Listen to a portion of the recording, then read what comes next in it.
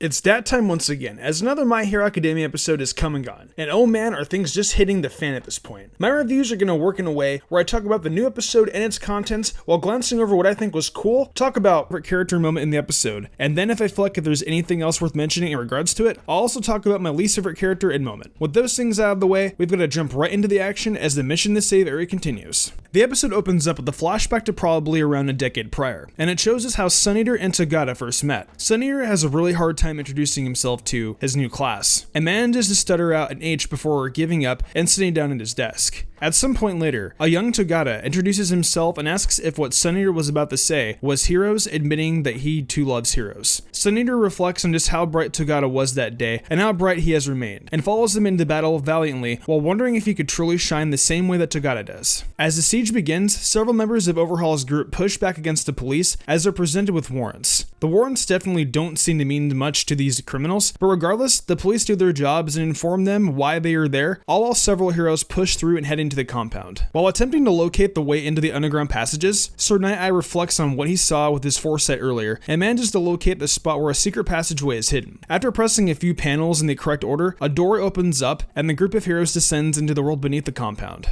However, it isn't exactly that easy, as a group of henchmen bounce out from the doorway as it opens, and we get to see the quirks of both Night-Eye, Side-Neck's Bubble Girl, and Centipede's quirk. As you may imagine, his entire body, as far as I can tell, is indeed actually a centipede from his arms to his legs to everything else. He extends his arms and coils around bad guys, holding them in place, and it's sort of gross and yet also cool. My Hero is filled with strange quirks, and this is definitely one of them. Bubble Girl, on the other hand, has a quirk very befitting of her name, which allows her to just form bubbles from her hands. One gets in the eyes of a henchman and temporarily blinds him, and the rest of the raid team is able to head downstairs as these sidekicks hold things down. Once down in the underground maze, the group stumbles upon a wall that Togata quickly pops through it and notices isn't just a normal wall. It's merely there to prevent the heroes from thinking there isn't anything behind. Kirishima and Deku come together to smash through the wall, and the group continues on. Deeper down the hallway, we see one of Overhaul's goons, Mimic, injecting himself with the drug that makes one's quirk extremely powerful, and he grows to the size of a large person, phasing into a wall and seemingly becoming the entire underground maze itself. A very strange animation effect occurs where the entire room seems to be moving like it's alive with heroes in it, and the head detective quickly deduces that this is the work of Mimic's quirk. Suneater thinks to himself that this happening is going to make it impossible for the heroes to catch up to Overhaul and stop him from leaving with Eri, and he begins to fill up with a sense of dread that there is nothing they can do. Before he's able to give up entirely, however, Togata puts a hand on his shoulder and assures him that this isn't where things end and that he is indeed the Suneater. Togata takes off on his own down the hallway, saying that as long as he knows where he is going, nothing will stop him from making it there. The ground opens up beneath the heroes after Togata gets far enough away, and they fall into some room where 3 new characters are waiting for them, a couple of members of Overhaul's 8 Bullets group. Suneater stops the pros from trying to fight these 3, and instead declares that he will take them on, saying that it makes more sense to save the abilities of the pros for when they get to Overhaul. He has another flashback in his mind to a time where Togata told him he is only able to do his best because he is of Suneater. This memory drives him to decide he can fight for the sake of continuing the mission and not allowing it to be detailed even if it must be by himself. The battle begins as one of the villains tries to activate his quirk but is unable to thanks to Eraserhead. One of the other villains mentions that Eraser's quirk is an inferior version of Ares, giving us confirmation that she can indeed do something that takes away people's quirks. The 3 villains' names are Setsuno, whose quirk is Lacrine and allows him to have anything his opponent is wearing or holding come directly into his hand. Hojo, whose quirk is crystallized and allows him to make crystallized gems form on his body. And finally, Tabe, whose quirk is food, and I'll explain that later. Suneater uses tentacles to grab hold of the villain and slams them around a little while he can. And finally, he once more says that he can handle this and demands the others move on without him. Finally, they do, but on the way out, Eraserhead knocks out Tabe for some reason. As the raid continues, Fatcom comments that Suneater is the strongest of everyone here, and that's why he trusts him to stay behind and fight alone. Suneater is about to knock the villains out and draws back a fist, but as he draws in one of his tentacles, it's cut by a knife that protrudes from Setsuno's face, one that he was hiding under his mask. The villains give a speech about how it puts heroes at a disadvantage to have them hold back from killing villains, and how a hero could never understand what they've been through and what Overhaul has done for them. Suneater has his own flashback, once more to times of Togata, where he seemed like Togata admired Suneater as much as he admired Togata.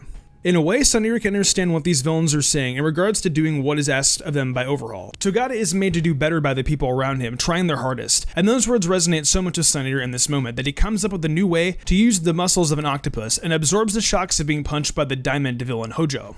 Suneater suddenly is able to activate a new powerful move called Chimera Kraken, which gives him extremely long and strong tentacles, as well as covers his face with a muscular octopus mask. It's actually extremely cool looking and very imaginative, making me understand why it seems like Suneater is such a popular character. Suddenly, however, Toby awakens and begins taking massive bites out of the tentacles. Food allows Trobe to eat anything and digest it almost immediately, turning him into the ultimate fat guy who isn't actually fat. This really explains why Eraserhead knocked Tobe out earlier, as the other heroes were leaving, and unfortunately for Suneater, this puts his back right up against the wall once more. Suneater's muscle mask is taken by Setsuno, and he is suddenly cracked over the head by a punch from Hojo, but is barely able to shield some of it with a little more quickly made muscle mask. He is blown back by another punch, however, and from that moment he attempts to bring the neutrotoxin in an octopus's body directly into the tentacle, so the next bite Tobe takes immobilizes him. Though as he is about to, his tentacles are stolen by Setsuno, since they're now small enough for him to actually take. Once more, the villains share their resolve to do anything for Overhaul, since he picked them when others threw them away. Once more lamenting that no hero could imagine why they're doing this under their own free will, even if they just end up thrown away. Suneater turns his foot into a chicken leg and kicks a crystal across the room and into Setsuno's eyes, preventing him from being able to use his latency quirk. And Hojo goes in to try and punch Suneater once more through the gut with crystals. It is revealed that he actually ate one earlier and was able to form his own shield made of crystal, using Manifest, which stops the attack. Using his clawed foot, he is able to capture all three villains and slam them against the wall hard, finally bringing the fight to an end and winning it. Suneater admits that the villains aren't using each other and instead of strong bonds, and closes the episode with a comment, "You can't eat your friends." There are no post credits this time, and the next episode is going to be all about Kirishima and Fat Gum taking on some of the other 8 bullets. My favorite character in this episode was without a doubt Suneater. The guy is extremely compelling, and watching his thought process throughout this fight with the villains was super interesting. His ending comments of the fight were like him coming to the realization that he nor Togata are using the other to grow stronger and become better,